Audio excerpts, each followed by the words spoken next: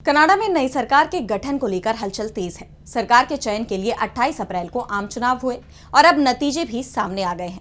हालांकि किसी भी दल को बहुमत नहीं मिल पाया, लेकिन लिबरल नेता मार्क कार्नी का दोबारा पीएम बनना तय माना जा रहा है।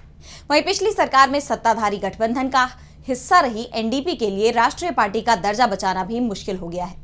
तो क्या रहे इस चुनाव के नतीजे, जानने के लिए देखिए ये रिपोर्ट। कनाडा में मार्क कार्नी एक बार फिर प्रधानमंत्री बनने के लिए तैयार हैं। कनाडा के आम चुनाव में उनकी पार्टी लिबरल बहुमत तो हासिल नहीं कर पाई, लेकिन सबसे ज्यादा सीटों पर जीत उसे ही मिली है।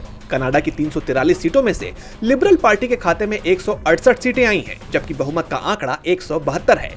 पिछले चुनाव में लिबरल पार्टी को 153 सीटें मिली थी, यानी लिबरल पार्टी को इस बार 14 सीटों का फायदा हुआ है। इस चुनाव में लिबरल की मुख्य प्रतिद्वंदी कंजर्वेटिव पार्टी 144 सीटों पर जीत दर्ज करने के साथ ही दूसरे नंबर पर है।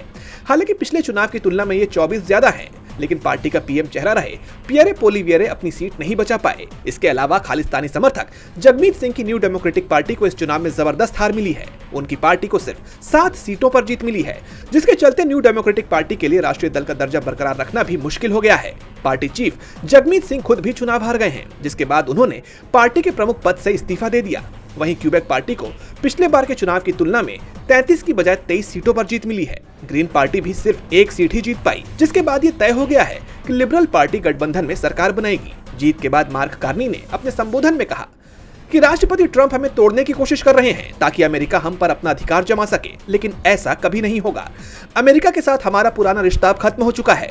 हम अमेरिकी विश्वासघात के सदमे से उबर चुके हैं। हमें एक दूसरे का ख्याल रखना होगा। दरअसल कनाडा चुनाव के लिए अमेरिकी राष्ट्रपति डोनाल्ड ट्रंप का बयान टर्निंग पॉइंट साबित हुआ। ट्रंप के कनाडा को अमेरिका का 51वां राज्य बनाने के बयान के खिलाफ मार्क कार्नी के स्टैंड ने लोगों का दिल जीत लिया। जस्टिन ट्रूडो के खिलाफ लोगों के गुस्से को कार्नी ने महज 2 हफ्ते में राष्ट्रवाद की भावना में बदल दिया। डीबी लाइव की रिपोर्ट।